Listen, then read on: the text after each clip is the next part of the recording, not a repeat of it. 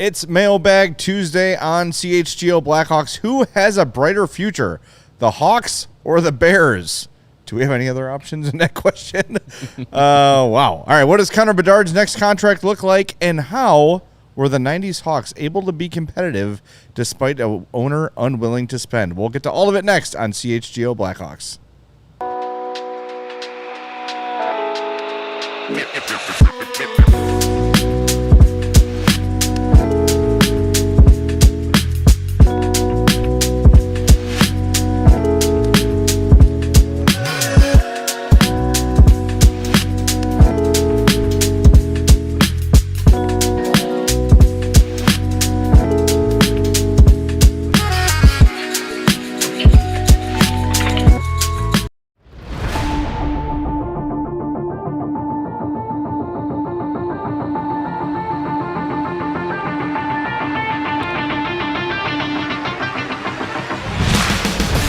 Happy Tuesday. Welcome into the CHGO Blackhawks Podcast. I'm Jay Zawaski. That's Mario Tirabassi. Hello. Steven's here. Devin's here. Everybody's working really hard to make this show happen, and we appreciate it. It's a big Tuesday. It is a big Tuesday. It's Mailbag Tuesday because Mailbag Monday was not a long enough show. So you've got a lot of stuff to get to. Before we do us a favor and just get in this habit. When you join us on YouTube, the next thing you should do is hit that like button, assuming you're already subscribed. If not, subscribe. And then if you're listening to us on the podcast, make sure you're following or subscribed on your favorite app and take a few seconds to leave us a 5-star review on Apple Podcasts or Spotify. And if you think we're unworthy of a 5-star review, which probably legitimate, I have some criticisms myself. My legs are showing. No one wants that. Too bad. It's hot. You can say what you want in a review. Just make it 5 stars. Cool? Good. Good deal. All right. Before we get to the mailbag portion of the show, there's a little bit of news and notes around the NHL. The collective bargaining agreement has been ratified. It's all good. It's ready to go a year before it expired, which is a really good thing. How about that? I mean, the game seems to be in a pretty healthy spot. Yeah, I would say so. I know viewership numbers weren't like staggering for like the Cup final and stuff, but like the game and the visibility and the salary cap's going up, like it's all pointed in the right direction for the NHL, better than it has in a long time. Well, I think the ESPN contract helps, the Turner contract helps. Like for instance, Gavin McKenna's going to be on SportsCenter tonight, announcing his decision to play for Penn State. That's a huge thing, and it's a long game. Like it's hard to kind of look at like, well, the Stanley Cup final ratings weren't that good. There's a lot of people in sports, myself included. Like once my team is eliminated, I'm not really super invested in the playoffs. Now NHL I am, but am I going to really sit down and watch the World Series if the Cubs aren't in it? No. Right. I might catch a game or two. So I wouldn't read too much into the TV ratings, especially considering hockey is at best the 4th most popular sport in the country. So. But I just think you're seeing growth. You're seeing more attention. Players' names are becoming more well-known. The Four Nations was a huge success. Mm-hmm. People are already very excited about the Olympics. Mm-hmm. So there's a lot to be encouraged about. So a couple of the highlights. 84-game season next year. Not this coming, the following, 2026-27. A shorter exhibition season, which is good. A shorter maximum contract length. So I think it goes from 8 to 7, if I'm not mistaken. Yeah. There will be a playoff salary cap, and there's no mandatory dress code for players. And, of course, now they've created a full-time traveling goaltender position to eliminate the practice of e-bugs, emergency backup goalies, from entering games. I know people love the e-bug story. After about 25 minutes, I never wanted to hear about Scott Foster again. Like, great. And 7 years later. Yes, I do not care. I know I'm weird in that regard, but it is cool when it happens. It's a cool story, but I think it's a professional sports league. We shouldn't be having the team plumber getting into an NHL game. Yeah, or the team Zamboni driver if you're Toronto. Yeah. I think now it's still like an e-bug situation, but every team is going to know who it is. Yeah, it's like putting your bullpen catcher in. Yeah, it's not going to be the local D3 college guy that's just happens to be available on a Tuesday night or something like that. So you take that kind of lore out of it, but I think this is good. It's better than doing it's it's kind of like the taxi squad, but you're not just keeping an NHL player on the bench. Right. So, not bad. Yeah. The 84 games, who... I wonder why they did that. Who's that for? It's, I'm assuming I it's know more it's a revenue rhetorical for the question owners. who that's for, but like, and I get like, it's like, oh, it's less games or it evens out because you're taking away exhibition games, but the guys that play all 84 games don't always play all the exhibition games. Yeah. I'm not sure. Yeah. Whatever. It's more hockey. More hockey that matters. It so certainly I'm is here more for hockey. it. And I do like the salary cap in the playoffs. We'll get a little more detail on this as the days come out and the details are shared more publicly. But I think that's an important one. I think you won't be seeing the Golden Knights, add Right. Connor McDavid right before the trade deadline because suddenly someone's hurt. Yeah, someone's hurt. I think there'll be a little flexibility there, but we'll get the full details as the days come. The other thing is Chicago Blackhawks legend Tyler Johnson has called it a career. Officially retired, yeah. And he did mention the Blackhawks in his Instagram posts, His goodbye post. basically saying that I was very proud to play for an original six franchise, and I wish we had one more in Chicago. The fans deserve it. So that was nice of him to say. A little nod to the fans. Yep. I mean, he's had a incredibly successful career. But yeah, once his time was up in Chicago, it didn't really seem like he was at the point where, he's going to be a difference maker. And, you get a little bit up there in age, quote unquote, for, professional hockey terms. As we've seen, like it's, the age limit for like who still has it and who doesn't is getting, it's not as high as it used to be. And it's just the nature of the game. So he won a Memorial Cup, I believe. He won a Calder Cup, 2 Stanley Cups. I think he was also a World Juniors champion. Like, it's a lot of hardware. A lot of accomplishments. That's a lot of hardware. Yep. That's impressive. As we're always looking for Frank Nazar comparisons, I think he's going to be better than Tyler Johnson.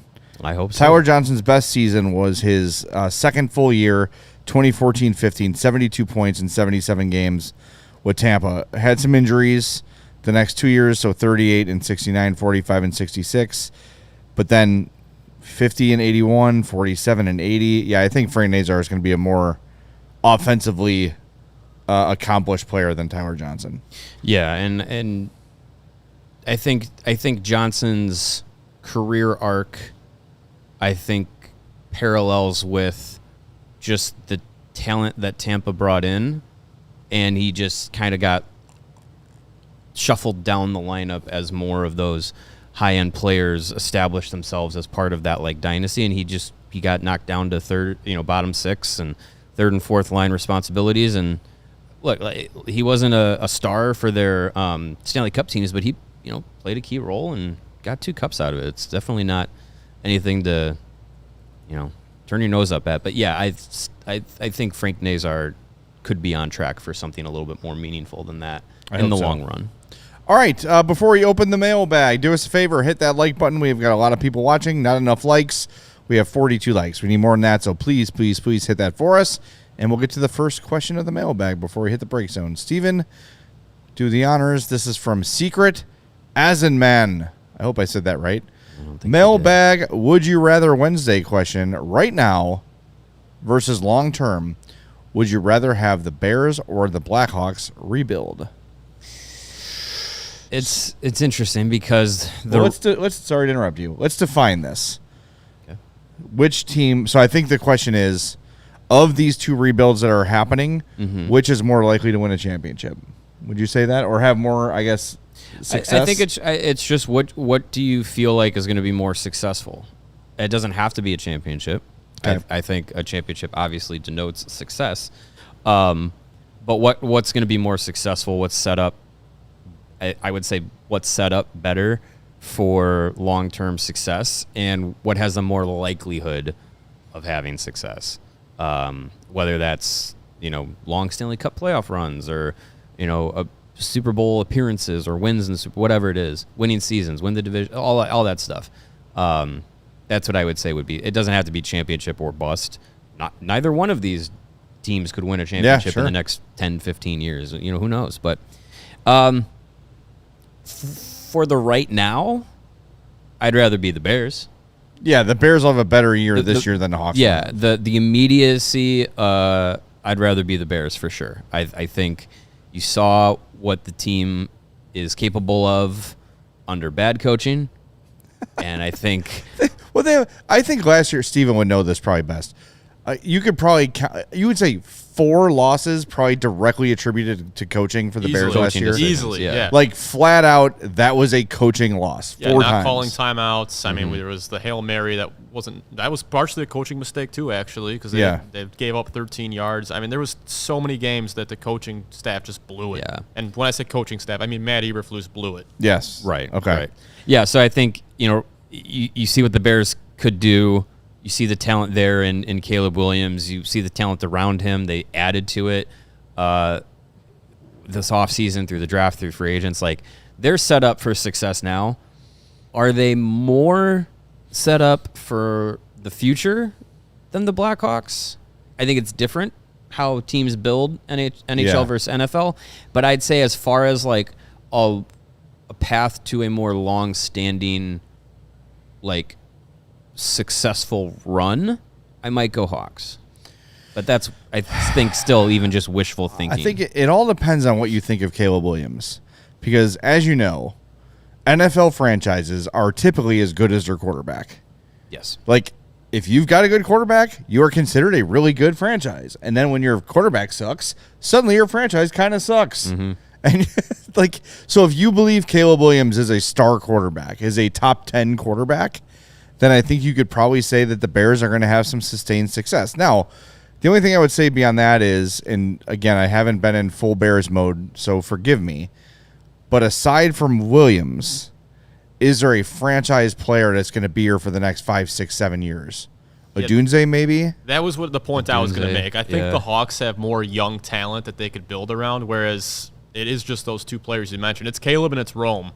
And then it's like, well, hopefully some of these players pan out type of situation. Like DJ Moore is really good, but does he have a long... Like, when I think of the last time the Bears were good, I think of the Briggs, Urlacher, Forte era, which is like, 7 or 8 years of really good, competitive, winning the division, being in the race for the division, playoff appearances, a Super Bowl appearance, because you had that core. I don't know who the core of the Bears is beyond Caleb Williams. Well, DJ Moore, he's 28. That's not ancient for NFL, but it's definitely, if you think, like, is he a key piece for the next 5, 6 years, might not be that long. Yeah, typically you'll see the receiver hit that age cliff right around the 30 to 32 year. Right, So, I mean, they're kind of running low on time. The other thing that's working against the Bears and why I'm picking the Blackhawks is simply because the strength of the division for the Bears. You're not making you need 10 wins, and that's a tough division to get 10 wins in. I think the Hawks have the brighter future just because of the competition they have.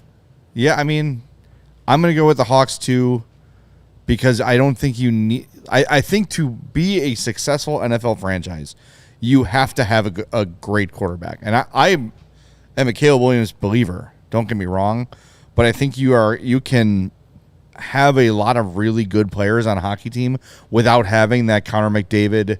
Nathan McKinnon level of player. You can still win that way. I don't know if you can do it in the NFL without a great quarterback anymore. I think Caleb will be great, but we'll see. So right now, if I'm putting money down, I'm going to take the Hawks simply because of how far they are in the rebuild, how young the core is, and how long they'll be part of things here.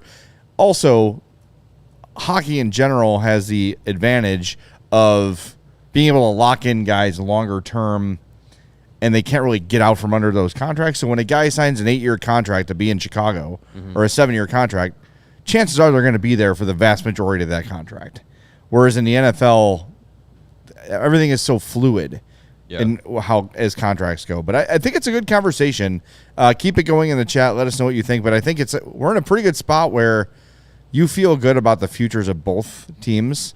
But we're going to know a lot about the Chicago Bears in 62 days when they have their first game. Like, if Caleb Williams looks like the dude they thought they were drafting and that we saw glimpses of last year, the Bears could be a legit NFC North competitor. So It's going to be fun. Should be a fun fall. I just want to make this point. Looking at Super Bowl champions of the last 20 or so years, I'd say I'll have the last 25 years. There have been 3 that I would say weren't Trent Dilfer? considered elite level quarterbacks. Trent Dilfer in 2000, Brad Johnson in 2002. Yeah. With the Buccaneers. Yep.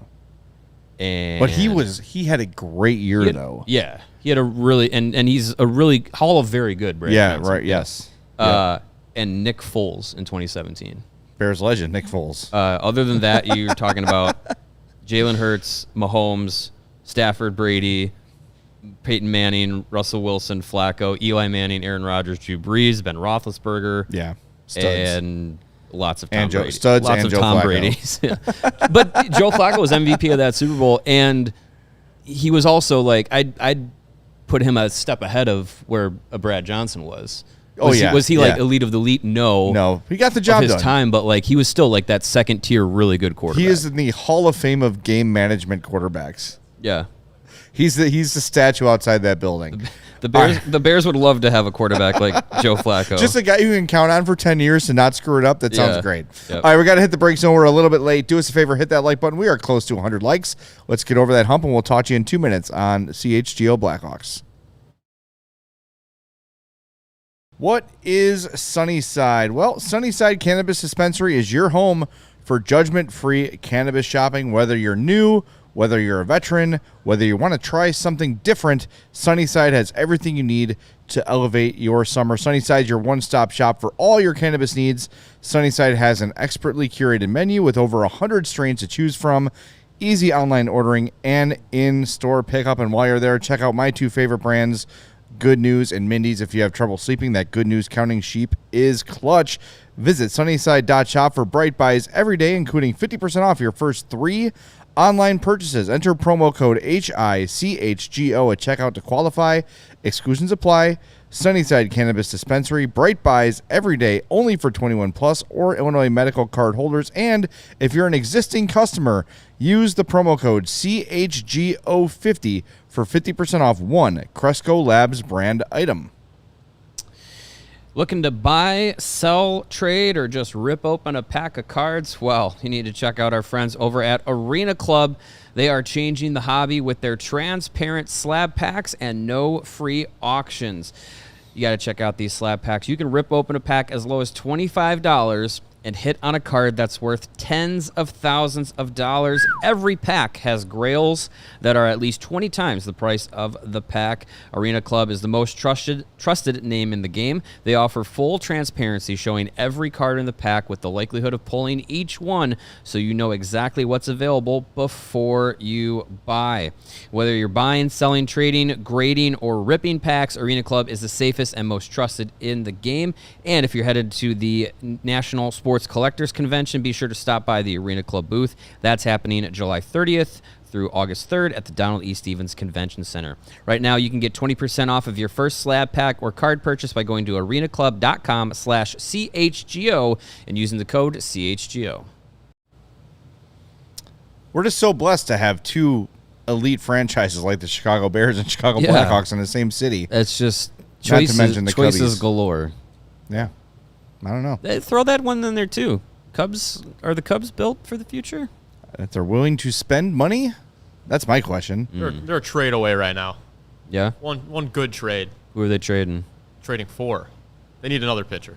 Are they trading Pete Crow Armstrong? His stock has never been higher. No, do not do that. Please do not do that. It's so fun to have a dude like that. That people always ask me, like, who's your favorite Cub? And I say Javier Baez, and they're like, why? Like, think of the stuff He was fun to that watch. one dude did in that short time he was a Cub. He had, like, in one season, he has a lifetime full of amazing highlights.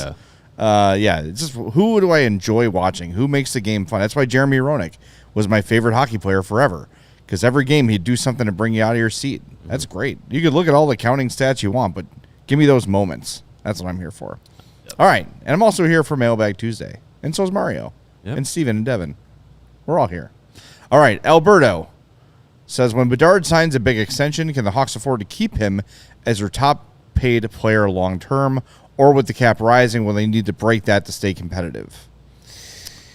that's a very interesting scenario to be in, because we haven't really been in a scenario like that where the NHL has an increasingly rising salary cap to the effect of more than $1 to $2 million per year.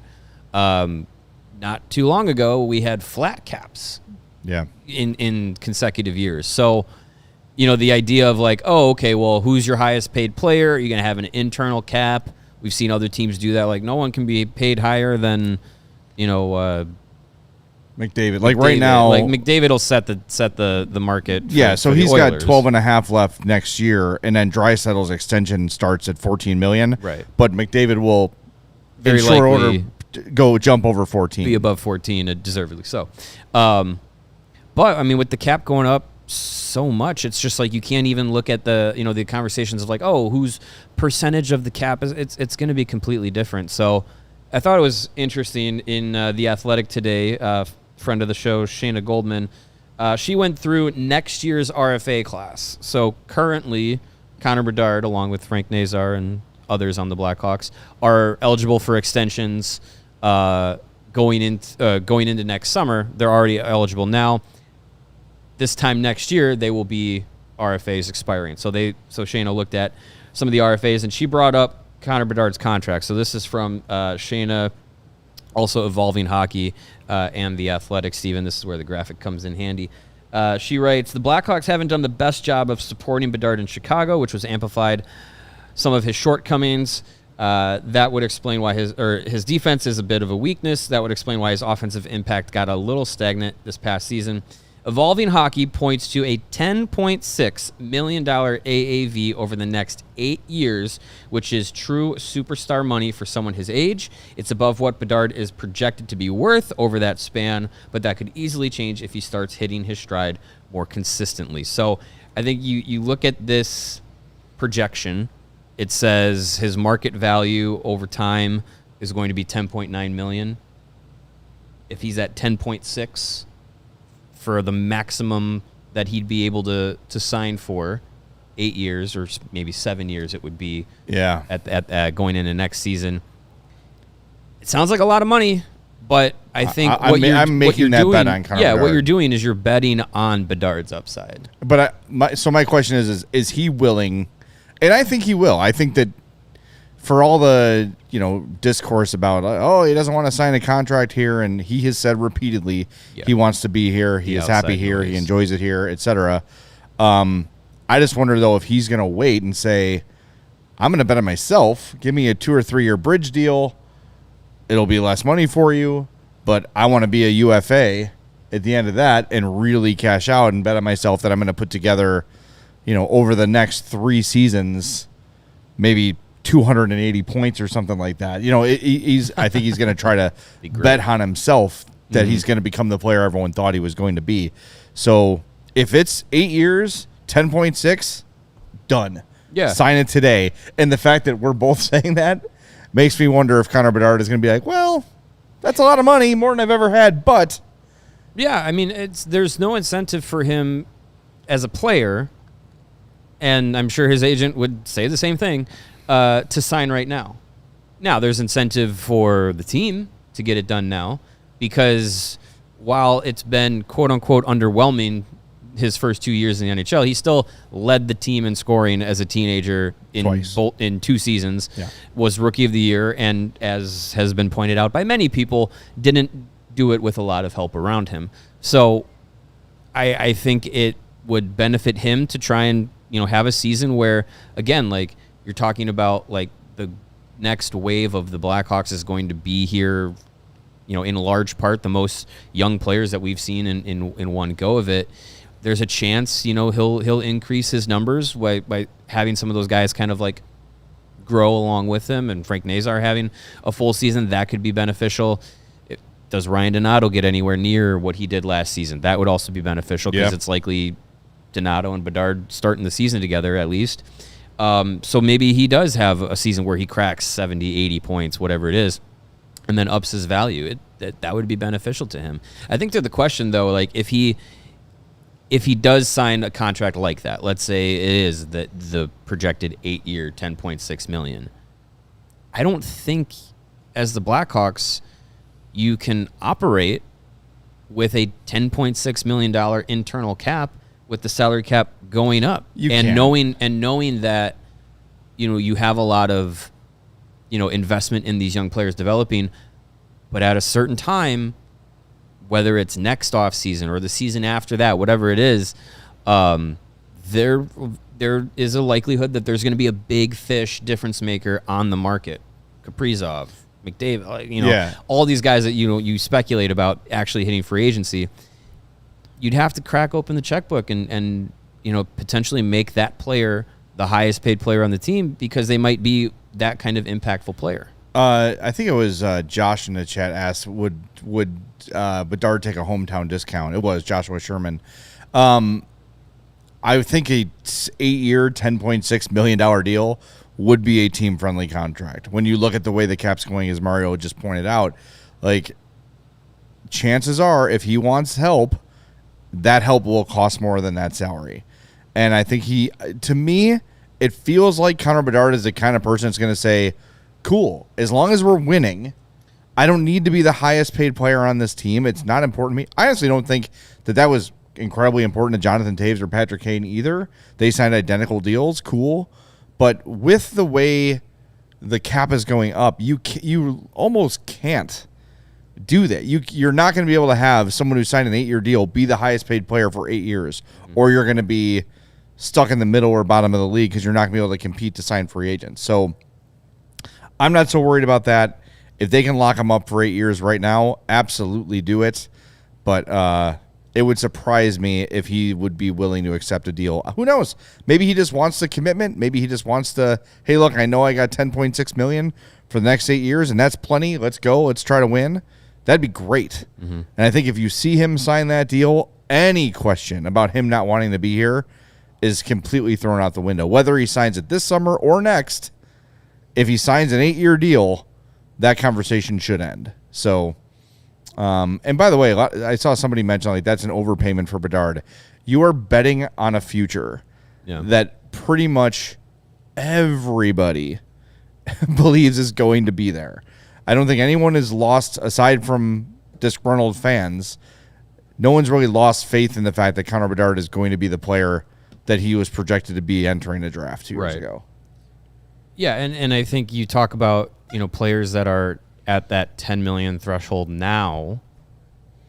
In a year from now, that 10 million threshold is going to be surpassed by a lot more guys, and it's going to make that threshold not feel as like daunting because more guys are gonna get there as the salary cap goes up. So I mean, even what were we talking about?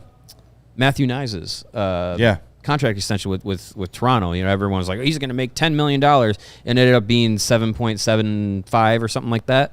By next season, the equivalency of signing that contract now will be like a $6.8 million contract. Yeah. So it's as the cap goes up, the relativity of what the dollars actually mean is changing. So right now, 10.6 sounds like, wow, he better be Mitch Marner or better. But it's just like in a season or two, 10.6 you're gonna say most top line players make $10 million, right? Not just like the superstars. Another example of this top paid player thing. Nathan McKinnon is the highest paid player on the Avalanche. Obviously, $12.6 million. He's got 6 years left on that deal, but in 2 years, Cale Makar, who makes $9 million, is going to be a free agent. And I guarantee you, if Cale Makar is staying in Colorado, he's more at than least matching McKinnon. But if it's in 2 years, it's going to be more than that. I would think so. You just, I think we maybe make more. We being the media make more of this than the players actually do. I think they just want to win. Most hockey players just want to win, and Nathan McKinnon understands that having Cale Makar on his team will help him win in the future. So one more thing I want to add to that note. It was very interesting today on The Athletic. Again, I was reading The Athletic on my train ride in here. Sean McIndoe had 5 things I miss about the old NHL summers, and his top one was, I miss not caring what people made. like salary. Yeah. And I was just like, True. yeah, absolutely. Like, obviously before the, the lockout in 04-05 that ended up making the next CBA, you brought in the hard cap. In the 90s, that's when they made like player salaries like more public information, but people still really didn't care about it because there was no salary cap. It's not your money. Good player, as Sean makes the point in The Athletic, good players were just good players. Right. And it wasn't based off of how much money they made. If they made too much money, you go, that's a lot of money. Then you just go back to watching the game. You wouldn't care. Think of how different Seth Jones would have been felt about in this town if it wasn't for his salary and his cap hit. If you didn't, if the knowledge about salaries and how you have to manipulate the cap and everything like that, if that wasn't so intertwined with how the modern game is, it would just feel different. So we wouldn't even be having this conversation. It'd be like, yeah, they'll just get a deal done. Yeah. Right. Keep Connor Bedard. Yeah, that's a good idea. Yeah. Whatever. So I just thought that was interesting. All right, got to hit the break zone one final time. Hit the like button for us. We are close. We're close to 100. Let's do it. Let's make that the goal every day. And once the games start, our goal is going to be way more than 100. We'll tell you that. Talk to you in 2 minutes here on CHGO Blackhawks. Just like your favorite team needs a home ice advantage, your home needs a home floor advantage. And with Empire Today, they can help you get it. Empire Today has flooring experts. These are people that live and breathe flooring. They're not thinking about toilet plungers or lawnmowers or barbecue equipment or light bulbs like they are at those big box stores. No, they are only thinking about flooring all day long. They don't count sheep. They count tiles when they're trying to fall asleep. That's how it works. Empire Today is your best bet for a new floor. They live and breathe flooring, like I said, and they'll be with you every step of the way. It's a whole new ball game. You can pick the right flooring and the right colors for your space because they bring the showroom to you. Get precise measurements taken, have all your questions answered so there are no surprises. No one wants surprises with a new floor. With Empire Today, you get clear upfront and all-inclusive pricing. Plus, you can schedule installation as soon as the next day. So schedule a free in-home estimate today. CHGO listeners, you'll get a $350 discount when using promo code CHGO. Yes, you heard me correctly, a $350 discount with code CHGO. Restrictions apply. Visit empiretoday.com/CHGO for full details. It's summer in Chicago, which means many things, but one of them is the Windy City Smokeout happening July 10th through the 13th. 4 full days of country music, ice-cold drinks, and all of the award-winning barbecue your stomach can handle. Does it get any more summer than that? No. I say no. If you haven't grabbed tickets yet, don't worry. Thursday and Friday tickets are still available. Country's biggest stars are like Bailey Zimmerman, Old Dominion, Cole Wetzel, and Dylan Gossett are going to be lighting up the stage. Don't miss out on the best weekend of the summer. You can grab your Thursday and Friday tickets right now at WindyCitySmokeout.com and be on the lookout for us at CHGO while you're there because we're going to have a booth, spin to win wheel, and more. It's going to be a good time. All right, back to the mailbag we go. Hit that like button. Let's go. Let's hit it. Please. Steven. Rooney again. Wow, really with the graphical upgrades it's perfect. Appreciate that. Everyone knows why I'm doing the voice. You're going to have to zoom in on that. This was a two-parter. Yesterday we did part 1 of the top 5 and bottom 5 teams. Yes. He also asked who could the Hawks realistically leapfrog to get back into the playoffs over the next 3 years. Now this would take a much bigger deep dive into what teams are doing. Yes, it would. But, looking at the teams that were kind of on that bubble of the playoffs and the teams that were in the playoffs, who is one that was in the playoffs this past year that you think bubble could be bursting soon? Blues? See, I hesitate on that one because I feel like they've kind of pieced things together to kind of Are they trading Kyrou, though? Like, it's not going away. Right. No, I that would be an interesting move. Also, if they are, pick up the phone, Kyle. Sure. I wouldn't mind Jordan Kyrou. But I don't see them blowing things up to where that they would they can fall out of the middle. They kind of have to do what they have to kind of do the piecemeal thing because I think if they get awful again, it could be like and St. Louis is not a city that tolerates mediocrity. Just look at like Cardinals games. They're in second place and half the Busch Stadium's empty. Yeah. How many teams have left St. Louis because they haven't succeeded there, football or otherwise? So they need to kind of at least stay in sniffing distance of a playoff spot. I think in the next 3 years. How about LA? LA. Drew Doughty's got to retire. Anze Kopitar's got to retire at some point. Like, they've got good young players. You're betting on Byfield big time for sure. Yeah. But you just traded didn't trade, but you lost Gavrikov. You lost Gavrikov. Like, you got Brant Clark. Like, that's a pretty good player too. But yeah, I mean, I don't know if they're like Philip Deneau is 32. That's crazy to me. Yeah, I think the teams on the ascension would be like Utah, Minnesota. Minnesota hinges on Kaprizov, his decision. It really feels like Minnesota is going to bring him back. It does. They've got tons of cap space with the Suter and Parise deals coming off the books. Yeah. Even like today, they have $14 million in cap space. I mean, that's not bad. And they got looking like long term. Tarasenko and Zuccarello are free agents after next year. They're not worried about either of those guys coming back. Yeah. Marcus Johansson's 34. Nicholas Aube-Kubel is a guy. Zach Bogosian is 34. He's going to be UFA. So there's not a ton of like work to do for the Wild in terms of big contracts. Yeah. Boldy is locked up long term. Eriksson Ek is locked up long term. Faber is locked up long term. Brodin, Middleton, like they're in pretty good shape. Goaltending they got to figure out because Gustafson's a free agent after this year. But Kaprizov's going to make $13 million easy. Yeah, yeah, he'll be up there for sure. Oh yeah, they got Wallstead. That's right. Yeah, yeah. I think Vancouver's bubble might burst. I mean, if you're already having your, is it even inflated at the moment? I mean, you're already having. What was it? Was it Jim Rutherford? Not Jim Rutherford. Alvin was talking about. Well, we'd like to keep Quinn Hughes around, but he kind of wants to play with his brothers. Oh my God! Why are you saying that, dude? You're captain and arguably the best defenseman or second best defenseman in the league, and you're talking about, well, in 2 years he might just be gone. Like, crazy. Anaheim, I think, is on the ascension. Seattle, I think, is stuck in neutral, so Hawks could leapfrog them. In the East, I don't know if the Islanders, the Penguins are trying to tank, I think. Flyers kind of think they're pointed in the right direction. Yeah, they're on the way up. Islanders, I don't know if they're gonna be in a playoff picture over the next 3 years. Rangers bubble could burst if last season was an anomaly and they stink again this year. That might be a kind of a blow up situation. What about the Jets? Gigady's mentions the Jets. He says Winnipeg will be good this year, but I think the next year or two they will fall off hard. Kyle Connor may very well leave. They obviously lost Nikolai Ehlers.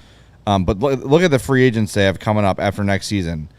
Kyle Connor, Cole Perfetti, Adam Lowry, Gustav Nyquist, Jonathan Taves, Cole Koepka, Tanner Pearson, David Gustafsson, Luke Schenn, Colin Miller, Logan Stanley. I think there's a lot of free agents coming up for them. Yeah, I think over the next 3 years, you still bank that Connor Hellebuyck is going to be a top-tier goalie in the NHL. Yeah. What does he do in the playoffs? This is a whole different question. You still bet on Scheifele. But, yeah, I mean, that's fair. They have some business to do, and I wouldn't say their prospect system is robust as far as, they've got a decent amount of draft picks. Like, they're in good draft shape. Yeah. Next year, they have a first, third, fifth, sixth, seventh. Same deal. If you're a team 27. contending and you are able to hold your firsts, like that's not bad. Yeah. Like they might be late first, but like I think some teams, unless you're using those to get top end players and trades and stuff, like it's not bad business to also use your own first round picks to keep talent in your prospect pool. Yeah, I don't know. I don't know if the Jets fall off. I do wonder a little bit about Colorado, but I still think that in 3 years you're still talking about a team that's in the playoff picture. Yeah, I mean that's going to be the tough thing. Even if the Hawks improve, where's the drop off coming? But I think there's opportunity there. Like it can happen quickly. Yeah. So And I'm throwing Eastern Conference teams in there just for the sake of who they could be ahead of in the league. I know. Yeah, it doesn't matter. That doesn't matter for playoffs. Right. But as far as like not being at the bottom of the league completely, I think there are some teams that their arrow is pointed down while the Hawks seem like they're pointed up. Yeah.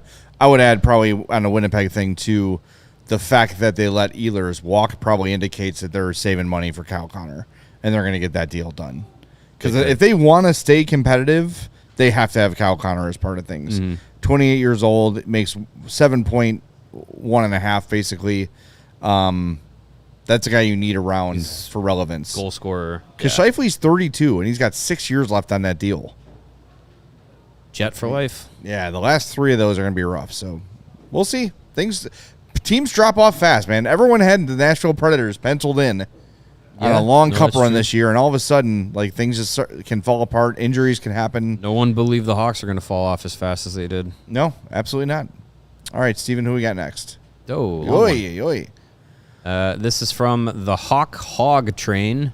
Choo-choo. The Hawks didn't extend qualifying offers to Gutman, Kurashev, Lipin, Rattay, Sorella. Hawks lost the rights to Alex Ferrand, Marcel, Sternberg, and Milton Oscarsson. What are those players' choices? The non-qualifying offers, which means they become free agents, and like Cole Gutman can sign with another team. Marcel signed a 1-year contract with the Ice Hogs. Can any team come calling, or is he protected by signing with the Hogs? The prospects who were not re-upped and had not signed an ELC, can they declare for the draft again?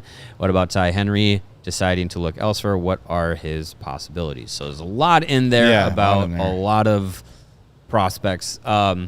So, yes, Marcel signed a 1-year contract with the Ice Hogs in the AHL. So he's still within the organization. If he were to play in the NHL, he would need to sign an NHL contract, obviously. Signing an AHL contract caps you at playing in the AHL and the ECHL. For the draft picks that didn't sign their entry-level contracts, their rights expire, so they're now free agents. They can go anywhere they want, talking about Ferrand and Schoenborg and Oscarsson. Ty Henry was drafted by the Blackhawks, 6th-round pick last year, I believe he was. He's in their system. They hold his draft rights until for 3 years, and then those expire. So I mean, if he doesn't sign his entry-level contract, he'll be just like those guys that didn't get contracts now. They'll become free agents. So I mean, that's those players that don't get those offers. They just go to the open market and they can sign anywhere they want. I think, and this is just kind of off the top of my head, but I think if a player is on an AHL contract and an NHL team comes to them with an NHL contract, I think they can take the NHL contract. I'm not certain on that, but I think that is possible. That makes sense. I don't think it happens very often, but I think that is possible. Like if someone came to Marcel with an NHL deal, would the Hawks have the ability to match it? But the Hawks have no interest in Marcel playing in the NHL.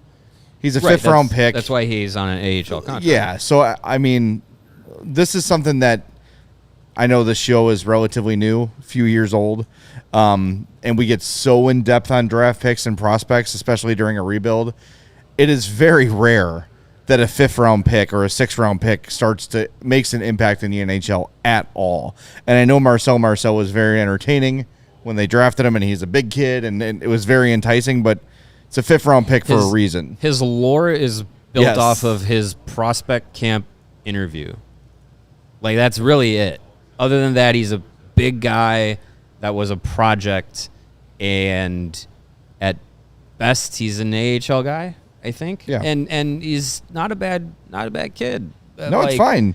You need guys like that. Yeah, you need players like that can play in your minor league system, and eventually they become good minor league vets that help young players. And there's also the possibility he goes and plays overseas. Like, Sure. That could be the brighter future for him. Who knows? But they still value him to keep him around the organization. So that's why he'll be on the Ice Hogs books, able to play in Rockford and in Indy. And as best as I can see here, a player on an AHL-only contract can sign with an NHL team, although they would need to potentially be subject to waivers after signing that deal. Okay. Again, rarely ever happens, but it looks like there is a possibility for that to happen. Good catch here from Carter G when it comes to the 84-game schedule. 84 games in the new CBA is because it evens out games played, 4 against division teams, 3 in other division, same conference, and 2 for each team in the other conference. Yeah, and also an extra home game gate for the owners. Yeah. Yes. Sure. But that does even things out, so that's good. I like that. By the way, Milton Oscarson, who they also didn't tender, 6th round, games is 7th way pick. more than enough to figure out who's a playoff team and not. I would think so, too. Anyways. But I get the argument for wanting it to be even. They played 84 games before, right, in a season? Like in the 80s? Yeah, I was a young lad then, so I don't recall, but I know they played less than 82 before. Well, right, yeah. Like 80, then 80-game season, but I'm not sure when it switched to 84. All right, Steven, let's go. We got to rifle through these. Come on, you're slowing us down, Let's get Steven. to, should we get to our video question? Yeah, let's do that. And then we'll get to I like that question. Andy Neves' question. Speaking of being young. Okay, the other one first? All right. Okay. What cost and term do you see our RFAs getting? Are you surprised Söderblom filed for arbitration? No. I'm not surprised that he good did. for him. I think he came off of a season that was a very big bounce back season. And why not? Why not try and get as much money as possible? I think probably like 2 years for Söderblom, 1 million. Like yeah, somewhere between he's, 1.5 he's and not 2. going to break the bank. Like he's a backup goalie that is still young, but he's fine. It's not like you're not talking about 3-4 million or anything. Yeah, like I that. think we know what Arvid Söderblom is at this point. Yeah, he is a middle tier backup, and maybe that sounds harsh. I don't mean it in a harsh way, but he's a backup you can count on. But he's not a guy who I think is someday going to supplant an NHL starter as the starter. Right. I think he will always be a quality backup, and that's kind of his ceiling. So yeah, I think 2 years, $2 million or less. What do you think for Kaiser? That's an interesting. That is interesting because I still don't know what to make of him. So the cap wages AFP analytics estimate has 2 options for Kaiser. They say 6 times 5.5 or 3 times 3.2. That one feels more likely. I don't know if I'm, and again, cap going up, yada, yada, all the qualifiers. I don't know if I'm ready. I don't know if I've seen enough from Wyatt Kaiser yet to commit $5.5 million to his game. For 6 years. I mean, Alex Vlasic makes 4.6. Right. And again, can he make more? Of course he can. But I have not seen enough from Wyatt Kaiser to justify a $5.5 million contract for 6 years. Yeah, I think I'll take that bet 3x3, and then maybe it's a little more than 5 on the back end of that. But sure, maybe it's 6, maybe it's 7. Okay, I can live with that.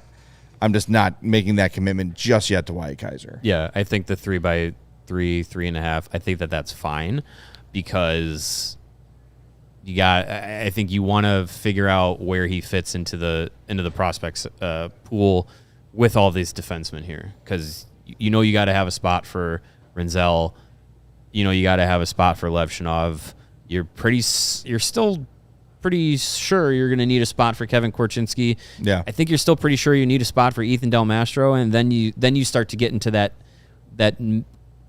mix of Nolan Allen, Louis Crevier, Kaiser's in that mix. Like, who are the established guys? Who do you think has like that for sure NHL future? I think Kaiser's like on that cusp, but I wouldn't put him in the like Renzel Levshinov game. No. So yeah, I think 3 by 3.5, whatever it is, I think that's fair because it's not a ton of money. Cap's going up, of course, and like 3 years, like I think for a player like that, that's an investment in show us what you got, and that kind of puts that window of like, are you going to be here when we want to contend, and what are you gonna show us in that time frame? Spencer Knight, the AFP Analytics estimate on cap wages, says 4 by 5.758 or 1 by 3.972. Knight, I'm betting on. I want to give him term. I want to get him locked up. I'm comfortable with that number, 5.7 for Spencer Knight. Maybe go up to 6 for him to solidify things. He is unproven. I think we very much liked what we saw from him last season. He's unproven as a starter. Unproven as a starter, correct. Can he shoulder 50 plus 60 games a season and be, that definitive starter level guy? I'd be fine investing in him for sure. Now that's one that they'll have time to figure out going into next summer likely, but he's in that Bedard Nazar spot where he could sign an extension now if he wanted to. But I think, like with Bedard and Nazar, it's probably best for him and his pocketbook that he plays out the season and sees what he does as a full-time starter for the first time in his career. The other one that is up is Crevier.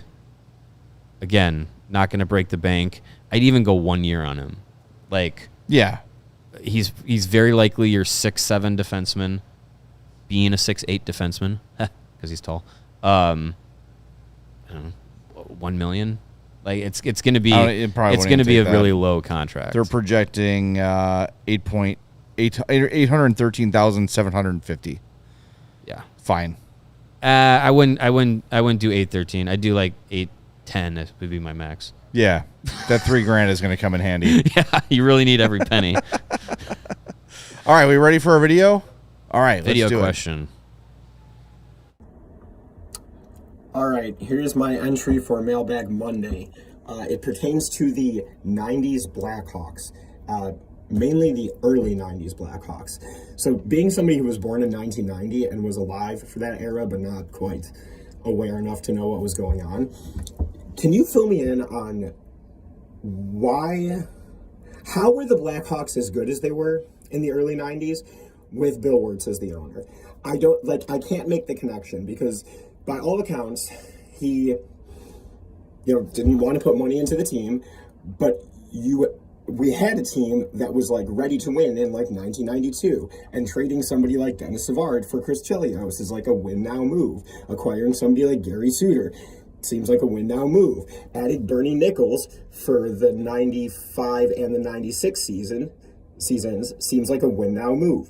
So what am I missing? Can you fill in the blank? Was Bill Wirtz willing to sign on for some type of players? Was he just not willing to sign long-term contracts? What happens in 96, 97 that everything just gets blown up? Also, you may notice that I am in my gym clothes. It's because I'm at the gym. But fear not, because I have my Mando deodorant wipes. So, thanks to Mando, my balls smell just as fresh as Jay Zawaski's balls. Wow. I love it. A mailbag question and an ad read and a Mando ad. in one video. Steven invoiced them immediately for that, by the way. That's from our user on our Die Hard Discord from Dying Breed Collector. So thank you for the question, Jay. All right, Old Man Corner. So the 90s Hawks were good because they drafted well. Roenick, Savard was a draft pick. I know that was a long time ago. That was, I think, 81 was the Savard draft. Eddie Olczyk was a good draft pick. You traded for Chris Chelios. You traded Savard for Chelios. Troy Murray and Steve you just had picks.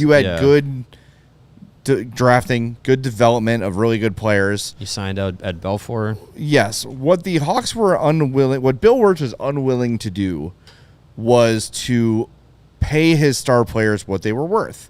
And that's what happened when Belfour and Chelios and Roenick were all let go when they were, because they all had earned new and bigger contracts. Let's leave Chelios to the side. I think Chelios is a bit of a unicorn here. So Roenick, face of the franchise, electrifying player, playoff performer, came through in the clutch all the time, wanted to be paid accordingly, was not, then was traded to Phoenix. Eddie Belfour, they started feeling like, maybe this guy's getting a little old. He's starting to drop off a little bit. Well, the team was starting to drop off a little bit too. Then Eddie Belfour goes on to win a Stanley Cup, right? And then Chris Chelios, 36 when they trade him. So the assumption was Chris Chelios doesn't have a lot of good hockey left. So let's see. He played 10 more years. His last right? year in Chicago, he was 37 years old. He went on to play 1, 2, 3, 4, 5, 6, 7, 8, 9, 10, 10 seasons with Detroit and another 7 games with Atlanta. So while he played more games for the Hawks, he played more seasons for Detroit. That was just a huge miscalculation. Look, I can see not wanting to commit long-term to a 37-year-old defenseman. But the guy played till he was 48. And he also finished 6th in Norris voting at the age of 38 in 99-2000 and was runner-up to his teammate, Nicholas Lindstrom, might have heard of him, at the age of 40. Age of 40, he was the runner-up to the Norris, yeah. So it was Bill Wirtz was a very stubborn businessman, did not want to pay premiums for premium players, thought that being a Blackhawk was a privilege. And just there was just a lot of penny pinching around the organization, but they did do a good job of drafting. They had some decent coaching throughout that era, of course, with Mike Keenan. But they did make some savvy trades too. Like the Chelios trade, you trade Dennis Savard, people are like, what the hell? And you get one of the best defensemen in your franchise's history. So, and Jay Strasner in the chat points out a couple others, Dirk Graham, the Sutters, Gary Suter, who was Chris Chelios' right-hand man for years. Tony Amani was a trade, the best 10 in Hawks history. So it wasn't so much that Wirtz was not trying to be competitive, but he would always... I have like this list of guys in my head, like Doug Waite, Jason Arnott, Shane Corson. Like these were like the B-tier NHL players that always felt like the kind of guy that Bill Wirtz would sign. He would never go for the big home run, like the Brett Hull thing. Like it seemed like it was going to happen. It was such a no-brainer that Brett Hull plays for the Blackhawks, and they just couldn't get it done because of money. That sort of thing happened all the time. Or you get guys at the very end, like Doug Gilmour at the very end, Paul Coffey at the very end. For 10 games. Yeah, right. Like, wow, look at this huge name. Oh, wait, this guy is totally done. Theo Fleury, yes, is another example. But they made some savvy moves. They developed well, and they were just unwilling to get that final piece. Like that Cup series against Colorado in '96, whoever won that series was winning the Cup. And the Hawks gave the Avalanche all they could handle, but the Avalanche were just a little bit better. And they had, the Hawks had Eddie Belfour, they had Patrick Waugh. The Hawks had Jeremy Roenick, they had Joe Sakic. So they were just a little bit better in every little category, and the Hawks just would not add to make the team good enough to get over that hump. But I will say, there were several teams in the 90s that could have won Stanley Cups, that were good enough and just didn't. We've seen that in the NHL many, many times. Where you look at the Oilers. Are the Oilers a Cup champion quality team? Yes, they are. They just haven't done it. Yeah. So they were right there. It was just the frustration of, man, let's just get over the hump here and bring that guy in to make the difference. And Wirtz would just never do it. All right, I think we're out of time. We got to wrap things up. We got time for one more? It's time for one more. All right, let's do one more. We'll head to overtime. All right, Heisenberg from the Pope, the 14th, says, with the Kings signing a few free agent defensemen, the Blackhawks should consider trading for 6'5" veteran defenseman Joel Edmundson for a mid-round pick. Despite having 3 years left on his deal, Edmundson could replace Connor Murphy, who's on an expiring contract and could be moved at the deadline, leaving Edmundson as the team's lone veteran defenseman moving forward. So Murphy is a right side D, so it wouldn't be a direct replacement. I don't hate the idea. I don't know. I'm here to just let young guys play. and bring guys in, because I think having Connor Murphy around is great, but I think having Connor Murphy as a deadline chip is very appealing. I think there's going to be a lot of teams that look at a guy like Connor Murphy, if he's healthy, to solidify their defense for the playoffs. That's a really good ad. Connor Murphy's a really good and respected player. Yeah. Is he a star? No. But you add a guy like that to your cup run, that is a big piece. And I think the Hawks will do well in trading him at the deadline, assuming health. And that's always the thing with Connor Murphy. Right, yeah. And then just let Del Mastro or Kaiser or whoever. Yeah, to me that is the sticking point. Is we've heard about, are the Blackhawks going to bring in, another veteran defenseman, bottom pair, something, whatever. Like, sure, you can do that. I think it would be fine to have another NHL veteran voice in the defensive group outside of Murphy. But I think it's very clear that Kyle Davidson is just wanting to have the young guys take over the team and be able to find their footing in the NHL. And Vlasic, as he's still a young guy, but he's got over 200 games in the NHL. Like he's kind of found the ropes, so to say, in the league, and can now be that like leader of the young defensemen. And you got Kevin Korchinski, who's played nearly 100 games in the NHL. Kaiser's been back and forth AHL, NHL. Like he's played professional hockey for, this will be his third season. So it's not that they're all rookies. They're all 20-year-olds. They'll have some experience to kind of lean on. And yeah, I think if you were to move out Murphy at the deadline, your thought is, okay, now somebody's ready. Ethan Del Mastro has a full-time spot, or Nolan Allen gets out of the three defensemen that just rotate in the number 6 spot or whatever it is like that. Then you can put one of those players in there in the lineup on the ice night in and night out that was in and out of the lineup, rather than just saying, okay, pluck one veteran out for another veteran that does nothing to like push any of those young defensemen forward as far as getting the on ice experience. And I think what we're seeing around the league, like you look at some of the guys that are still available, in free agency, or some of these players that are kind of like out there on the trade market, all the marquee names are gone, and I think we're actually kind of seeing a little bit of a shift in how free agency and all that works. With the cap going up, teams are able to just have the guys that they already have, and you dance with the one that brought you there, rather than trying to go out and get somebody new, or try and shake anything up within your team. You just say, well, all the guys we liked from last year, if the team had success, we're gonna bring them back, like what the Panthers did. So I think if you're looking at Edmundson and being like, well, we could go out and get him, but what purpose does it serve other than just he's been around the league? I don't know. I don't think it makes. Our whole thought on free agency and everything is, if you're bringing in a veteran, it's someone who has to make things better.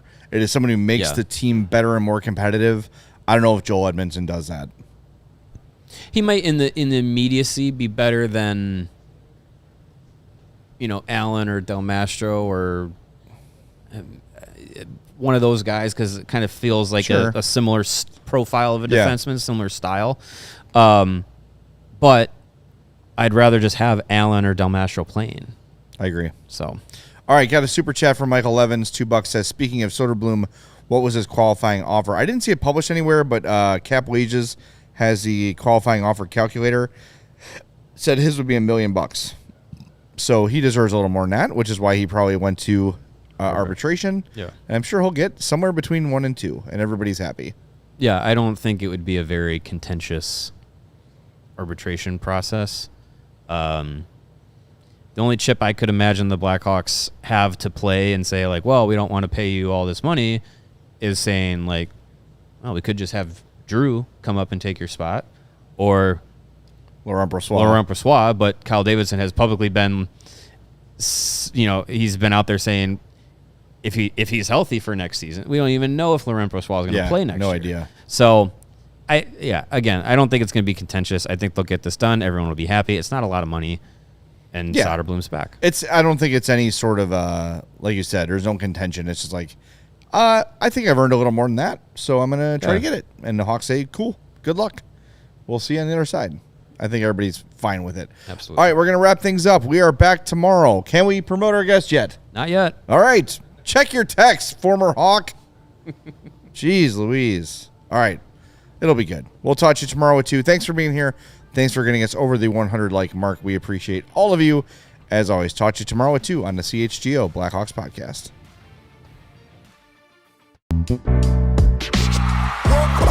We all silly like the mayor.